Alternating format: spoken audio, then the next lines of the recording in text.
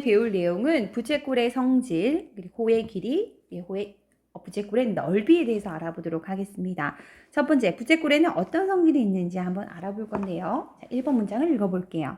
부채꼴의 넓이는 중심각의 크기에 정비례한다. 자, 찾아보셔야 될 거는 부채꼴의 넓이와 중심각의 크기 사이의 관계죠. 자, 부채꼴의 넓이는 편의상 S라고 할게요. 이 하나의 부채꼴 넓이는 우리는 S. 이 중심각의 크기를 저는 편의상 A도라고 할게요. A. 자, 부채꼴의 넓이는 중심각의 크기. 자, 중심각의 크기가 A도에서 두 개가 됐어요. 2A가 됐어. 2A가 됐어. 2A. 그럼 넓이는 S 하나에서 어떻게 됩니까? 그죠? S에서 2S가 되겠죠. 한 번 더 해볼까요? A가 3A가 됐어요. 중심각의 크기가 3A가 됐어요. 이렇게 3A가 되면 넓이는 이 세 개 3S가 되겠죠. 어떻습니까? 중심각의 크기가 2배, 3배, 4배 변함에 따라 부채꼴의 넓이도 2배, 3배가 될 거 있죠. 이렇게 X가 2배, 3배, 4배 변함에 따라 Y도 2배, 3배, 4배 변하는 관계 우리는 뭐라고 불렀죠? 정비례한다라고 배웠습니다. 따라서 부채꼴의 넓이는 중심각의 크기에 정비례한다 할 수 있겠죠. 5입니다. 자, 두 번째로 가볼게요. 2번. 호의 길이는 중심각의 크기에 정비례한다. 자, 호의 길이. 호의 길이는 편의상 L이라고 해볼게요. 요 호의 길이를 편의상 L, 호의 길이는 L이라고 한번 해볼게요. 자, 중심각의 크기는 A 그대로 A도가 2A도가 됐어요. 그러면 호의 길이는 어떻습니까? 호의 길이 하나, 둘, 2L이 되죠. 그래서 L은 2L로 변화한다. 중심각 크기가 3A가 됐어요. 3A가 됐어. 3A가 되면 호의 길이 어떻게 됩니까? 호의 길이 하나, 둘, 셋. 어떻게? 3L이 되죠. 따라서 중심각의 크기가 2배, 3배, 4배 변함에 따라 호의 길이도 2배, 3배, 4배. 이런 관계 무슨 관계? 정비례. 그래서 호의 길이도 중심각의 크기에 정비례한다. 부채꼴의 넓이도 중심각의 크기에 정비례한다는 사실, 이 두 가지 사실을 알 수 있었어요. 마지막 세 번째 한번 볼게요. 한 원에서 현의 길이는 중심각의 크기에 정비례한다. 자, 볼게요. 현의 길이. 저는 편의상 O, A, B, C 이렇게 둘게요. 중심각의 크기가 A에서 2A로 변했어요. A에서 2A로 변했어요. 이때 현의 길이는 현은 AB가 되죠. 현, 선분 AB, 현 AC가 되죠. 자, AB의 길이의 2배가 AC가 되는지를 보셔야 됩니다. 자, 그러면 사실 현 AB의 길이는 현 BC의 길이와 동일합니다. 그죠? 요 길이와 요 길이가 같죠. 그런데 2배가 되려면 요거 AB 더하기 BC가 2배죠. 보다 C의 길이는 짧죠. 삼각형이 되기 위해서 한 변의 길이는 나머지 두 변의 길이 합보다는 작아야 되니까. 따라서 AB의 길이는 AC의 길이는 AC는 AB의 2배가 된다? 2배가 되지 않죠. 그래서 정비례한다고 할 수 있나요? 없다라는 거죠. 그래서 현의 길이와 중심각의 크기는 정비례하지 않는다. 따라서 부채꼴의 넓이는 중심각 크기에 정비례한다. 호의 길이는 중심각 크기에 정비례한다. 이 두 가지 사실이 상당히 중요합니다. 왜? 앞으로 우리가 아래쪽에 가서 부채꼴의 넓이와 호의 길이를 구하는데 필요한 내용이기 때문입니다.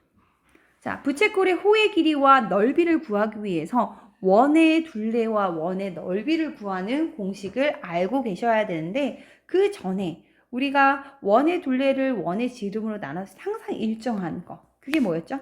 원주율이었죠. 원주율. 원의 크기에 상관. 저거 한번 적어볼게요. 원의 크기와 상관없이 원의 둘레를 원의 지름으로 나누면 얘를 우리는 원주라고 하는데 얘가 항상 일정했어요. 얘를 원줄이라고 부르면서 우리는 얘가 이 값을 우리는 초등학생 때 3.14라고 배웠죠. 사실은 3.14, 1592, 6535, 8979, 3238, 4626, 433, 43383, 279, 땡땡땡인 거예요. 근데 얘를 우리는 간단히 파이라고 쓴다고 했죠. 파이라고 읽겠습니다. 파이. 다시 얘를 우린 기호로 한번 써볼까요? 원의 둘레는 편의상 L이라고 많이 쓴다고 했고 원의 지름은 반지름을 R이라고 쓰니까 2R이 되겠죠. 얘가 파이예요. L은 뭐가 된다? 2파이 R이 되죠. 그래서 우리 공식처럼 외우는 거 반드시 외우셔야 되는 거 원의 둘레 구하는 공식 2파이 R. 원의 넓이 구하는 공식은 뭐라고 기억하고 있죠? 파이 R 제곱. 이 두 가지는 반드시 외우셔야 되는 부분이에요. 그죠? 이 부분을 암기하고 계셔야 되는 거. 원의 넓이와 관련해서 파이 R 제곱과 관련해서 좀 더 다른 접근을 한번 보도록 할게요. 아래로 살짝 내려가 보시면 3번이 있습니다. 3번에 요 초록색, 노란색 섞여 있는 그림 보이시나요? 자, 이 원의 넓이를 구하기 위해서 어떻게 생각하기 좋냐면 똑같이 등분을 할 거예요. 이렇게 피자 모양 같죠? 부채꼴로 부채꼴 이렇게 똑같이 나누는데 점점 더 잘게 쪼개는 거예요. 이렇게 쪼개고 나서 얘를 악어 이빨처럼 지그재그 붙이는 거예요. 그런데 얘를 좀 더 이렇게 있으면 사실 직사각형으로 보기 힘들잖아요. 근데 얘를 좀 더 세분화해서 이렇게 막 나누면 이게 점점 직사각형에 가까워지죠. 그죠? 직사각형 넓이 구하는 거 알죠? 가로 곱하기 세로. 자, 그걸 이용할 거예요. 자, 이 원의 반지름을 R, 원의 둘레를 2파이 R이었죠? 2파이 R입니다. 자, 그러면 2파이 R이니까 2파이 R, 얘를 부채꼴을 잘라서 위에 하나, 밑에 하나, 위에 하나, 밑에 하나 이렇게 지그재그로 하면서 사각형을 만들었잖아요.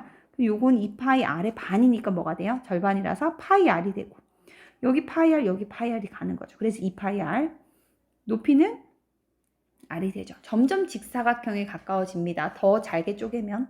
그러면 직사각형의 넓이 구하는 공식 알죠? 넓이는 뭐가 된다? 가로 파이 R 곱하기 세로 R. 그럼 뭐가 되죠? 파이 R 제곱이 됩니다. 이렇게 우리는 직사각형 넓이 구하는 것처럼 해서 원의 넓이를 구하는 공식을 만들어낼 수도 있어요. 이렇게 한번 접근해 봤어요. 다시 올라가겠습니다. 그래서 원의 둘레 구하는 공식과 원의 넓이 구하는 공식을 암기하고 계셔야 합니다. 자, 두 번째로 가볼게요. 예를 들어서 한번 접근해 보도록 하겠습니다. 원의 반지름이 4예요. 색칠된 부분에 부채꼴의 넓이와 호의 길이를 한번 구해보려고 합니다. 반지름이 4인 원의 호의 길이 뭐가 되죠? 2파이 R, 반지름 4니까 얼마? 8파이가 되죠. 원의 넓이는 파이 R 제곱, 파이 곱하기 4의 제곱 얼마? 16파이가 됩니다. 자, 이 보라색 이 부분의 호의 길이를 한번 구해보도록 하겠습니다. 호의 길이는 보세요. 전체 얼마? 8파이, 원의 둘레에서 중심각이 180도면 절반, 반이죠. 2분의 1이 되는 것이고 이게 요 호의 길이가 되겠죠. 마찬가지로 한 번 더. 중심각이 크게 120도예요. 그러면 사실 얘는 3등분 중에 한 등분이잖아요. 호의 길이가. 그래서 8파이 곱하기 얼마? 3분의 1이 됩니다. 마찬가지 한 번 더. 8파이 곱하기 중심각이 90도면 이게 4등분 중에 한 등분이잖아요. 그죠? 이 호의 길이는 그래서 4분의 1이 됩니다. 그럼 반지름의 길이가 R이고 중심각의 크기가 X도인 부채꼴의 호의 길이는 어떻게 구합니까? 사실 2분의 1이라고 하는 것은 360도 중에서 180도. 그게 2분의 1인 거죠. 3분의 1은 360도 중에서 120도. 4분의 1은 360도 중에 90도인 거죠. 그렇죠? 호의 길이는 중심각의 크기에 비례한다. 정비례한다는 사실. 자, 그래서 우리 공식 한번 만들어 볼까요? 2파이 r 호의 원의 둘레, 원래 원의 둘레에다가 어떻게 360도 분에 해당하는 부채꼴의 중심각의 크기 x도가 되겠습니다. 자, 넓이 한번 가볼게요. 넓이는 16파이 중에서 어떻게 반이죠? 2분의 1. 마찬가지 16파이 중에서 얼마? 3분의 1. 얘도 16파이 중에서 얼마? 4분의 1입니다. 자, 마찬가지 패턴으로 본다면 어떻게? 원의 넓이는 파이 r 제곱에서 얼마만큼? 360도 중에서 몇 등분 된 거? x도만큼. 이 비율만큼 곱하면 부채꼴의 넓이를 구할 수 있겠죠. 각각은 사실 호의 길이와 넓이는 중심각의 크기에 정비례하기 때문입니다. 이 두 가지 공식은 반드시 암기하고 계셔야 합니다. 요거 하나, 호의 길이 구하는 공식, 넓이 구하는 공식. 이 두 가지는 암기하셔야 합니다. 결과적으로. 자, 이렇게 나온 결과는 부채꼴의 넓이는 중심각의 크기에 정비례한다. 호의 길이는 중심각의 크기에 정비례하기 때문에 나올 수 있는 공식이고요. 마찬가지로 이렇게 중심각의 크기를 알 때 호의 길이와 넓이를 구하는 공식이 있다면 부채꼴의 호의 길이와 중심각을 모를 때 호의 길이와 반지름만으로 우리는 넓이를 구할 수가 있어요. 한번 그거를 접근 한번 해보도록 할게요. 자, 이 3번을 접근하는 방식은 아까 원의 넓이를 구하는 그 방식과 마찬가지입니다. 자, 이렇게 부채꼴이 있습니다. 반지름의 길이가 r이고요. 이 부채꼴의 호의 길이가 l이에요. 중심각의 크기가 없어요. 하지만 우린 넓이를 구할 수 있어요. 어떻게? 이렇게 가볼도록 할게요. 이 부채꼴을 같은 간격으로 엄청 잘게 쪼개요.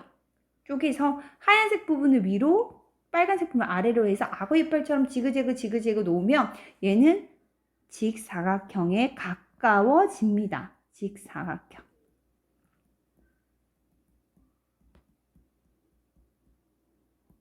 직사각형에 가까워집니다. 자, 그러면 요 세로의 길이는 뭐가 되죠? 반지름의 길이라서 r이 되고요. 가로의 길이는 뭐가 됩니까? 호의 길이가 l이었죠? 절반을 위에, 절반을 아래쪽에 뒀죠? 그래서 뭐가 된다? 2분의 1 l이 됩니다. 자, 그렇다면 넓이. 부채꼴의 넓이 s는 적어볼게요. 부채꼴의 넓이 s는 가로 얼마? 2분의 1 l, 세로 얼마? r. 자, 우리는 같은 문자에서 알파벳 순서대로 쓰고 곱하기 생략할 수 있었죠? 어떻게 2분의 1 RL이라는 새로운 공식을 알 수가 있습니다. 이런 공식. 그래서 중심각의 크기를 모르고 호의 길이와 반지름의 길이만으로 부채꼴의 넓이를 구할 수 있는 공식을 만들 수가 있었다는 거예요. 자, 정리 한번 하도록 하겠습니다. 자, 내용이 많았는데 여러분들이 가장 기억하셔야 되는 거 하나. 1번, 부채꼴의 넓이는 중심각 크기에 정비례한다. 호의 길이도 중심각의 크기에 정비례한다. 그래서 공식이 몇 개 나왔다? 이렇게 2개가 나왔다. 2개가 나왔다. 원의 넓이에 360도 분에 해당하는 부채꼴의 중심각의 크기의 비율만큼 곱하면 호의 길이와 넓이를 구할 수 있었다. 그리고 마지막 하나 더. 부채꼴의 넓이를 구할 때 중심각의 크기를 모르더라도 반지름의 길이와 호의 길이만 안다면 우리는 넓이를 구할 수 있었다. S는 2분의 1 RL. 이렇게 입에 나오게끔 공식을 외우시면 좋습니다. 자, 내용은 여기까지고요. 다음 장으로 넘어가서 문제를 푸시면 됩니다. 수고하셨습니다.